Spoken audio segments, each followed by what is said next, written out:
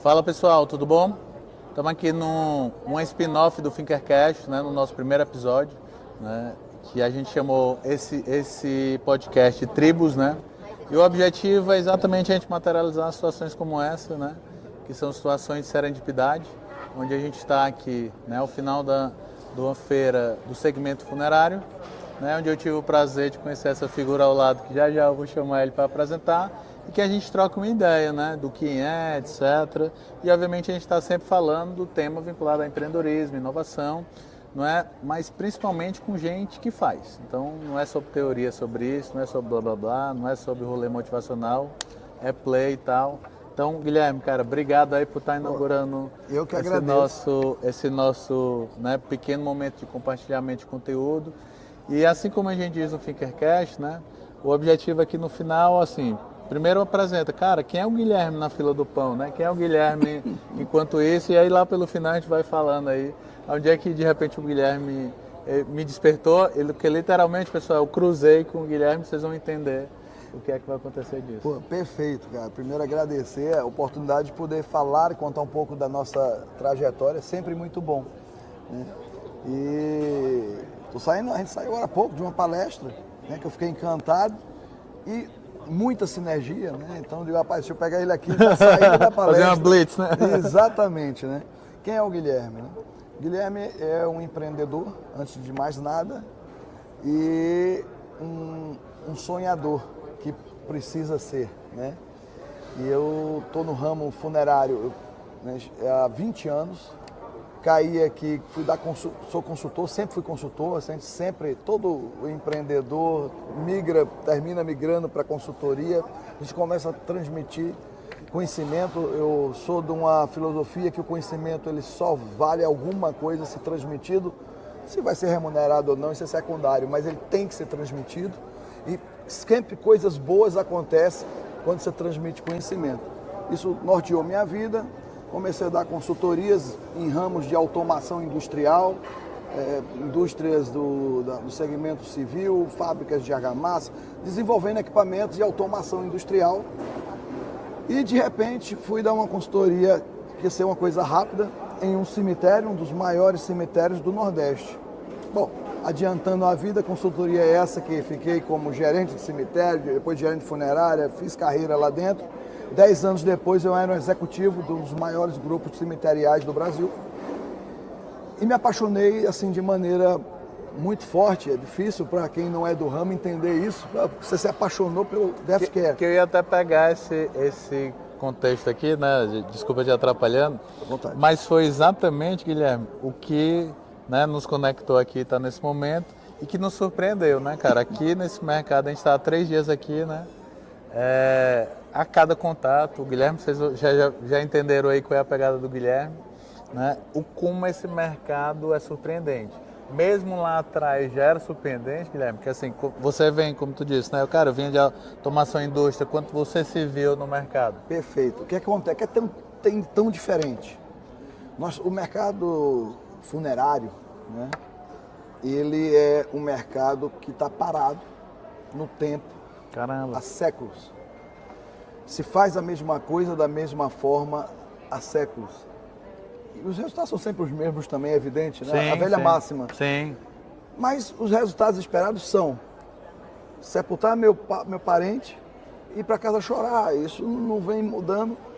E a gente que é de inovação, quando cai num mercado desse, se depara com um mundo de possibilidades tão grande, é isso que encanta.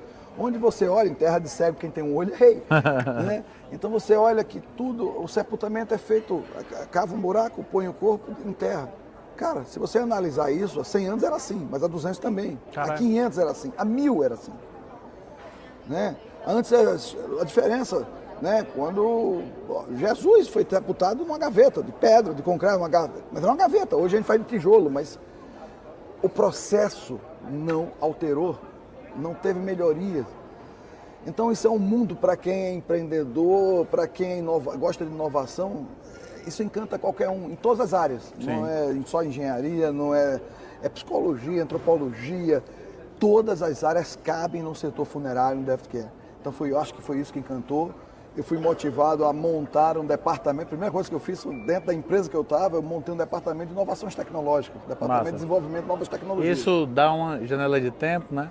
Porque isso, às vezes, principalmente, talvez com um público direto que atenda a gente, mas, por exemplo, o seu público que vai colocar, parece às vezes óbvio, né? A gente tem isso, tecnologia na época, né? Que dá um contexto assim. Que tempo foi esse? Não, eu passei, na realidade, lá foram 10 anos, né? Dos 10 anos, 5 a 6 anos criando com muita força, os outros 4 implementando essas criações e fazendo com que, provando, o mais difícil é quando você tem um ramo que está parado no tempo há muitas décadas ou há milênios, a resistência é o maior empecilho e a gente trabalha com tabus. Massa. Cara, com cuidado com isso, isso não vai dar certo. Isso. Essa resistência é o nosso maior problema. Se em outros setores já é complexo, sim, você cria novos processos. Se pensar fora da caixa é muito difícil qualquer setor, mas o setor funerário é o mais difícil deles. Então você tem que praticamente mostrar de maneira empírica, né, com pequenos modelos, dá certo, replica. E aí, esse foi o maior desafio. O Guilherme, talvez, a gente chama isso, né, conceitualmente, de um change maker, né? Sim. Um agente de mudança ali dentro daquele processo, que obviamente no conceito da FWK, eu conceitualizei isso no Project Think, né? Porque você está olhando sempre visão de pequenos projetos, implementa resultado, vê o resultado dentro dessa perspectiva. Aí deixa eu te contar aqui, principalmente para quem não está nos ouvindo ou assistindo, né? Eu, dentre as tecnologias que eu tinha visto aqui, né, porque a gente está com uma exposição, etc., lançando o Orfeu, né, eu também fiz um lançamento ali do livro, etc. E aí tinha uma empresa que me chamou a atenção, que tinha sido vendida, etc.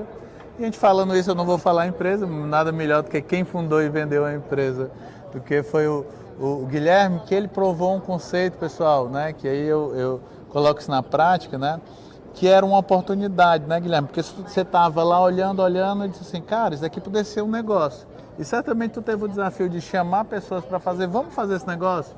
E às vezes você não tem essa ambiência, né? Porque hoje, por exemplo, na FWK, né, a gente acaba parcerizando ou estruturando modelos de corporate venture capital, né? Modelos de as próprias empresas, porque, por exemplo, você tem um executivo como você e de repente nessa perspectiva, né? O teu CEO, o sócio lá na época seu, cara, é muito melhor que o Guilherme, que eu seja sócio do Guilherme na próxima empresa, do que o Guilherme venha a ser meu concorrente. Perfeito. Mas o que aconteceu é aquilo que é o óbvio. Isso, exatamente. Aí queria que o Guilherme falasse um pouco dessa jornada e do produto, porque assim, pessoal, eu achei muito fantástico, porque eu conheci sem a história do Guilherme, e depois ele veio complementando, falando um pouco de bastidores, que aí é o que eu queria. E foi uma grande coincidência, sim, né? Sim, não foi combinado, serendipidade pura. A gente desenvolveu uma tecnologia, né, desenvolvemos antes estudos, não adianta também sair chocando sim. E jogando tecnologia, mesmo com muito indício de funcionalidade. Mas, como eu falei, o mercado conservador, ele exige provas. Então, nós construímos o primeiro e único laboratório de estudo para decomposição humana assistida do mundo. E aí a gente conseguiu provar que a teoria estava correta, para depois a gente criar a solução. E nessa hora, Por que tu viu essa questão da decomposição, né? Por exemplo, eu não sou da área, né? Pois não. E aí, de repente, quem está nos ouvindo também, isso era uma dor? Dá um contexto para as pessoas que não conhecem, isso, né? Existem várias dores no processo que, às vezes, quem é da área, fora da área, não percebe e aceita como normal. É como você assistir um telejornal que só conta coisas gravíssimas e o cara vai falar no telejornal que um senhor de 36 anos foi assaltado ontem na saída do banco. E se ele vai continuar contando a notícia e ninguém vai... Então, por quê? Porque parece normal, né? E é difícil para as pessoas entenderem que isso não é normal. Sim. Da mesma forma que sepultar um corpo e depois tirar os ossos e falar que ele foi decomposto, depois que você se aprofunda no processo, também é estranho, porque ele não é normal, não foi decomposto, não existiu a decomposição. Na hora que você entende cientificamente e que você se aprofunda, você sabe, pô, mas não existe decomposição sem oxigênio? Mas enterrou, não tinha oxigênio. Aí você vai entender o que aconteceu, pô, ele foi devorado. Mas o povo não fecha a mente para isso. Sim. E não adianta também te abrir a mente sem dar a solução. Claro. Então, foi baseado nisso que a gente desenvolveu uma tecnologia, cara, vamos primeiro solucionar. Criamos um sistema de sepultamento, funciona de forma lacrada, fechada, onde a gente fornece oxigênio, computadores tomam conta, mais de 98 sensores, Caramba. Controle por telemetria. Nós temos hoje cerca de 70 cemitérios hoje operando no Brasil inteiro, controlados por uma central única, que a gente chama Central Única de Monitoramento, que fica na sede da empresa, e monitora em tempo real todos os cemitérios, fornecendo oxigênio, controlando umidade e pressão. São placas de Petri gigantes. E aí sim, a gente fornece o oxigênio, a temperatura, tudo certo para que essas bactérias que estão lá se proliferem naturalmente, as bactérias do próprio corpo. E aí sim a gente tem decomposição real e não devoramento. Mas para fazer isso, não dá para falar cientificamente isso para o consumidor final. Sim. Então o que é que a gente fez? A gente criou um ambiente, a gente simulou o mesmo ambiente, uma gaveta, que desenvolvemos um polímero que parece muito com granito e para não chocar. Então a gaveta é praticamente idêntica, que é feita de concreto, só que ela acaba nessa aparência por dentro, ela é feita de um composto de fibra com resina que aguenta sulfuro, tem todo um arcabouço para segurar aquele processo químico acontecendo lá, mas por fora a gente mantém a tradição. Legal. Então a gente junta as duas coisas. Legal. Isso é extremamente importante, né? Quando a gente está falando sobre disruptar, né? Vamos chamar, que não é disruptar, mas vamos aqui contextualmente só falar isso aqui, né? Porque o que o Guilherme pegou, pessoal, né? Ele pegou o que se entendia que é de novo, eu como um leigo, né? Ou como alguém que já perdeu entes familiares nisso, que eu olhava numa perspectiva normal de fora, né? É o que tu disse, cara, não mudou nada.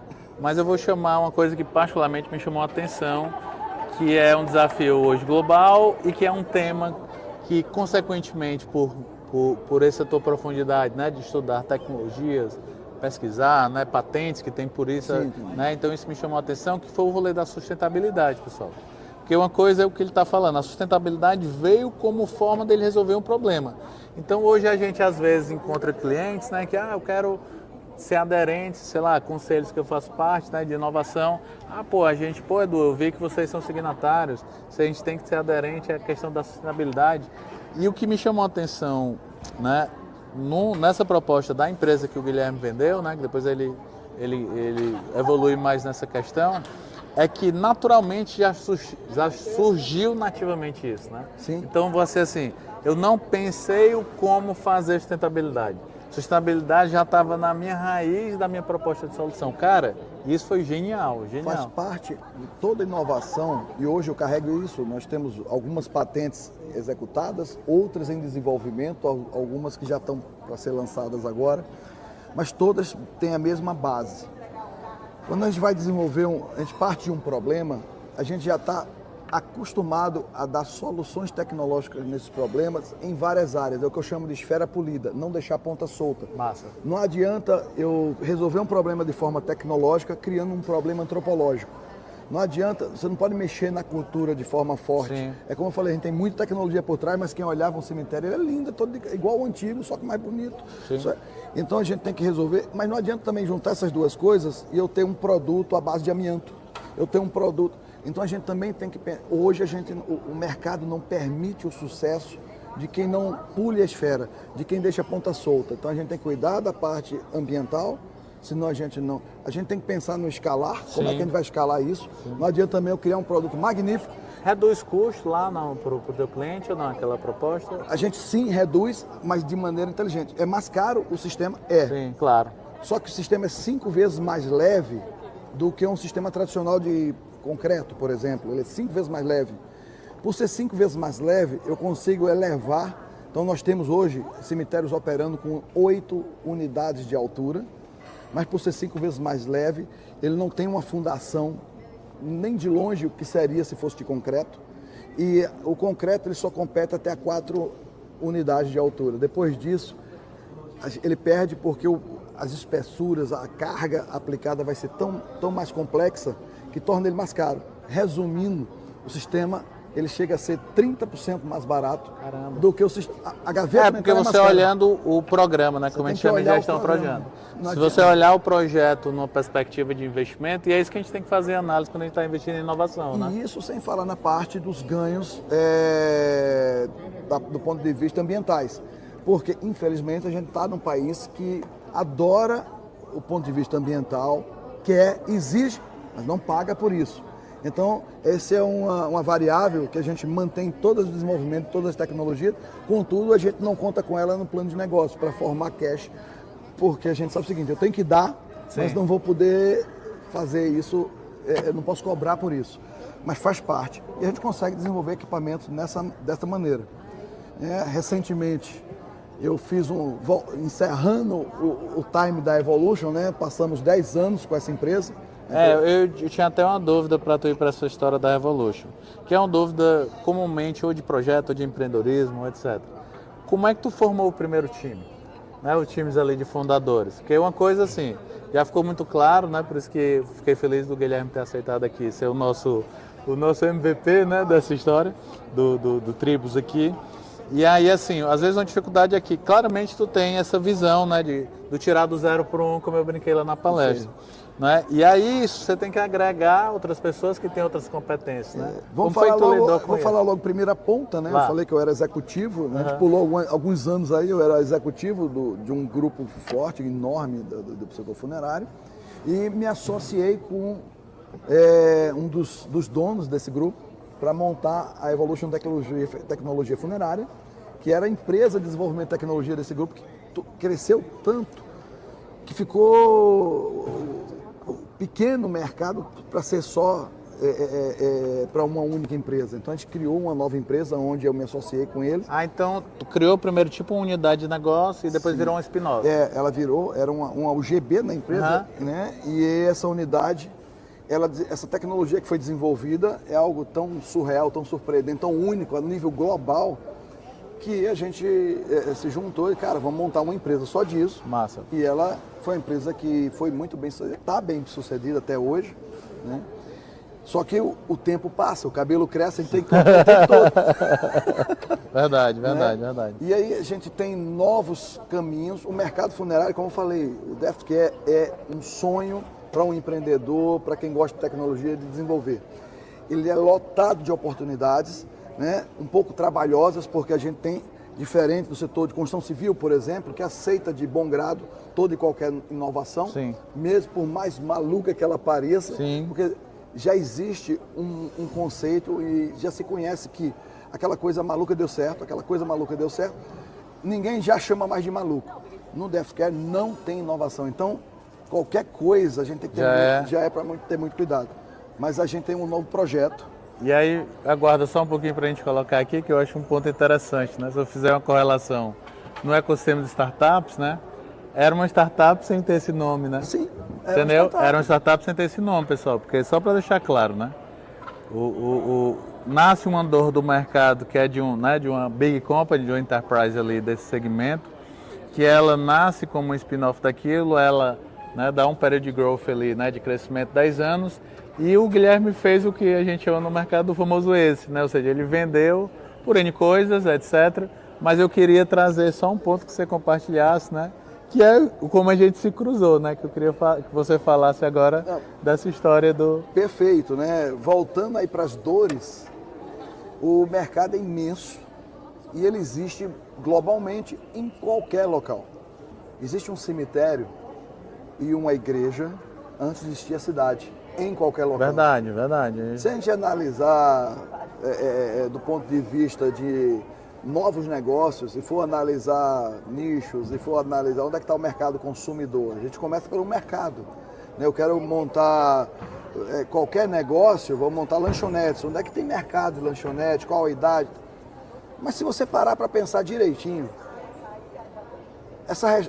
e pensar em luto, setor de DeftCare, setor funerário, onde é que não tem mercado?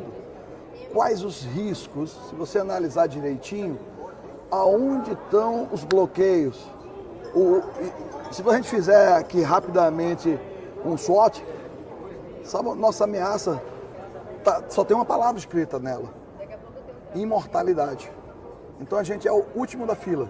Sim. Qualquer ramo tem alguns pontos que são preocupantes, né? E que eles são mutáveis, né? Quem imaginava lá atrás aí vamos aqueles velhos exemplos do Uber, Netflix, todos aqueles exemplos, todo mundo sabe muito bem. Sim. Quem imaginava, do filme 36 Poses, hoje todo mundo imagina, né? Ou pelo menos deveria antes de começar a empreender. Qual o futuro? A gente tem a inteligência artificial agindo, então agora está dando trabalho achar novos negócios. Sim. E aí é por isso que me encanta tanto o setor funerário. Porque tem algo que a gente transcende muito, a gente até ter que sonhar. Aí é ficção científica mesmo. É imortalidade. Mas a ficção científica, né? A gente, por exemplo, na FWK, até eu fiz tô indo agora para a Singularity, né?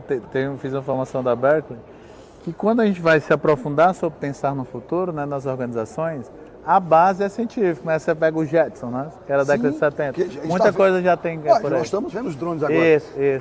E sabe o que é o legal de tudo? É que quando a gente já consegue pensar na imortalidade também dentro do setor, que são as memórias. Então, quando chegar na imortalidade, a gente já tem que se preparar um pouquinho. Então, hoje eu estou desenvolvendo uma franquia preparada, vai ser uma startup. Sim. E a gente tem um produto para soltar que pensa realmente na manutenção das memórias. Chama CMV, Centro de Memórias Vivas. A gente não fala em morte, não tem nome cemitério, não tem nome funerária, não tem nome nada disso, porque ele transcende. Ele está totalmente ligado, imerso no DFQL, imerso no setor funerário, mas ele transcende. Porque o objetivo não é mais a guarda de restos mortais. É a guarda de algo muito mais profundo. Está interligado com os restos mortais? Sim, a gente tem a guarda deles, mas como coadjuvante. E o que a gente protege é a memória viva, é que essa memória fique viva. O que é que a gente precisa para isso? E aí a gente está começando a se valer de várias tecnologias que tem por aí, QR Code, inteligência artificial, são vitrines que a gente chama de vitrines póstumas. Sim. É um museu digital, eletrônico, que vai substituir, pelo menos a gente acredita, os antigos tradicionais cemitérios. Sim. Resolvendo um problema, a gente tem uma patente hoje que a gente chama de necropreservação. E aí é muito para frente e a gente tem muito cuidado. Eu estou aqui medindo as palavras, como coloco também, inclusive, porque é um pouco fora de curva. Não. Mas eu vou até te ajudar nisso, né? Isso daí era um projeto que a gente almoçou, enfim, e o Guilherme, de forma muito gentil, aceitou ser esse nosso, né, protótipo aqui, que eu acho que isso tem muito valor. Mas o Guilherme, né, aqui atrás das câmeras está a tua esposa, etc., né, que ele como empreendedor, até chamei ela e fiz várias perguntas. Por quê? Lá, quando fui morar no Vale, né, vocês conhecem lá, ou devem ter ouvido falar, do nosso querido Jazz lá, que era do Churastei, né, que infelizmente perdemos ele lá num acidente, né, indo para o Alasca, etc. E quando eu estava vindo, pessoal, com a minha família para cá, para Salvador, cruzei com o Guilherme sem conhecer o Guilherme, né? Cara, me chamou a atenção esse projeto, que eu não vou falar, que eu quero que ele fale disso, né? Que legal. Que aí, quando chegou aqui, né, o Matheus, olha ali, Edu, que negócio legal. Aí os caras, a gente precisa falar com esse cara. Vai. Aquela história, não acredito em a casa, eu acredito em Deus, né? O cara for dar palestra, fala de um tema tal, é quem está usando Starlink. Ele, quem é você? Aí eu quero que tu fale agora desse projeto. Eu acho que é um projeto bacana, pessoal, porque isso tudo, me corrija se eu estiver errado, se eu estiver entendido, isso tudo que o Guilherme está trazendo de novas tecnologias, quer dizer, ele já se provou, né? que precisasse, porque não precisasse, a gente está aqui para analisar isso, mas ele já entregou, ele fez a jornada dele, e ele pegou um projeto pessoal, né, que ele inclusive trouxe uma narrativa que eu concordo muito, que quando a gente não foca na grana, né, grana acaba vindo para o negócio como consequência, porque ajuda a gente a tangibilizar isso, mas ele utilizou-se de uma prática pessoal, um hábito, né, não sei como é que a gente pode chamar, que aí eu vou querer que um hobby, né, por meio desse hobby, da prática do hobby, ele descobriu todos esses dados que ele trouxeram para vocês desse nova desse novo negócio que por enquanto a gente vai deixar aí, de repente em outro episódio a gente vem aí compartilhar. Certeza. Mas eu queria que tu falasse aí, já que Vamos lá, né? Todo negócio ele precisa de pesquisa, estudo, benchmark. E esse meu projeto, ele nada mais é do que minha fonte de inspiração, meu benchmark pessoal. A gente criou um projeto, isso lá atrás, chamado Coveiro pelo Mundo. Que significa? Seria eu andar pelo mundo procurando tecnologias novas que me inspirassem a melhorá-las, ou a falta delas que me inspirasse a criá-las. E aí eu tenho um hobby pessoal que é motorhome, é campismo, adoro campismo, tudo é motorhome. Adoro viajar, é um outro hobby, conhecer lugares, conhecer pessoas, principalmente, que a gente conversa e acha sinergias. E eu sou apaixonado pelo setor funerário. O que é que a gente fez? Desde 2006 que eu viajo de motorhome conhecendo cemitérios pelo mundo. São 31 países, 31 países, pessoal. 2017 cemitérios até agora. Só que após a venda da Evolution, eu mergulhei muito mais, porque eu vi que quanto mais eu visito, mais inspiração vem. E o que é que desafios, benchmark. O que é que eu faço basicamente?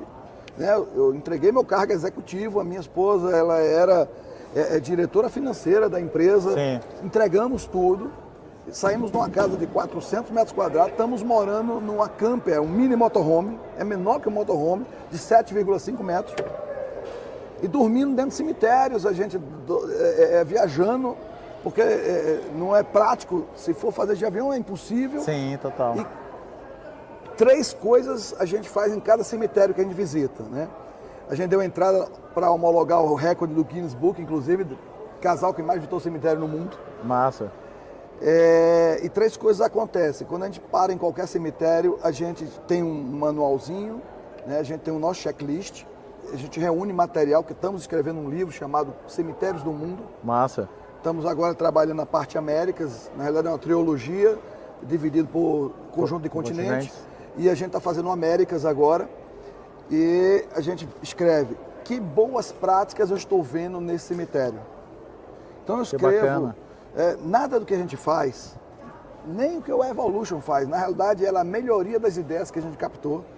As novas patentes, o que a gente está lançando agora, é a melhoria de ideias que a gente está captando nos benchmarks que a gente está fazendo, só que sendo feliz, fazendo o que eu gosto. Sim. Esse é o segredo. Sim. Né? E aí para mim, te complementando ou interrompendo, né? Claro. Para mim a gente sai daquele bullshit do propósito. Isso é propósito de verdade, né? Quer dizer, você está fazendo de forma natural porque primeiro você gosta, mas no final do dia a veia do empreendedor e do pesquisador continua. Então você conseguiu de forma muito singular, né, misturar todas essas coisas. Mais uma vez, polir a esfera. Sim. Viajar é bom? Né? Andar de motorhome é maravilhoso? Mas o que é que eu posso fazer para somar um pouco? O que é que me custa olhar o que é interessante e anotar? Eu anoto um caderninho. Sim. E depois a segunda coisa que eu anoto é o que eu não gostaria como cliente daquela instituição que acontecesse. Então, o que são falhas, defeitos ou uma ação que eu não concorde, eu também anoto. Legal. E a terceira, que eu fecho o meu terceiro pilar, eu anoto que inovações ou que ideias poderiam ser implantadas nessa instituição para melhorar. Muitas vezes são ideias que eu vi em outras, muitas vezes não existe essa ideia.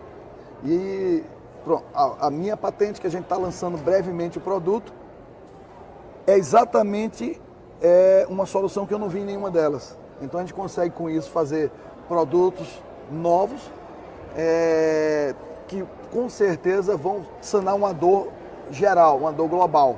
Legal. Então essa é a minha fonte de inspiração. E o Coveiro pelo Mundo, aproveitar para fazer o jabá. Claro, pô. Né? Tá em todas as redes sociais, Instagram, YouTube, TikTok. Basta escrever Coveiro pelo Mundo, vai ver logo a fotografiazinha do carrinho vermelho. Né? Então segue o Coveiro, senão o Coveiro te segue. E lá a gente conta nossas histórias. Boa. Mas assim, pessoal, primeiro, né, pra gente dando um encaminhamento aqui na nossa finalização desse primeiro episódio, e o lado dessa história né, muito singular, desenvolvimento de tecnologia, executiva, etc. Né? Tem coisa aqui que nem coube. O Guilherme, por exemplo, começou a empreender desde os 12 anos e tal, e eu queria tentar dar aqui, você pudesse dar 2 contribuições aqui de dicas para quem não está nos ouvindo, que talvez eles tenham as 2 questões, né?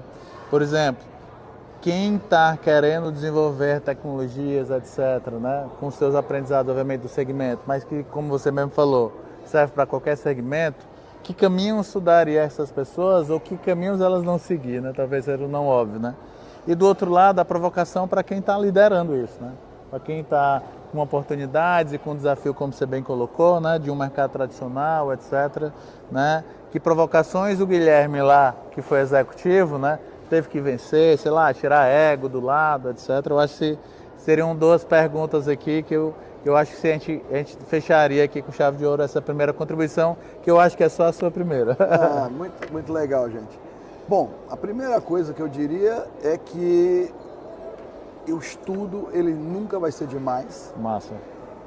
O benchmarking, as respostas, elas já existem, né? A gente só tem que saber procurá-las. Boa. Então, o primeiro ponto é se aprofundar, é andar, até para não bater a cabeça e descobrir que alguém já pensou. E se alguém já pensou, você tem que achar essa pessoa e você tem que melhorar, você tem que somar. Então, como você fala de ego, é muito interessante. Normalmente eu procuro somar e às vezes eu acho a peça que estava faltando com alguém nesse quebra-cabeça, mas alguma coisa lá dentro diz que, cara, não pega essa peça e monta teu quebra-cabeça. Chama essa pessoa para ajudar a botar a peça. De alguma maneira, dá uma participação, dá um fee, divide.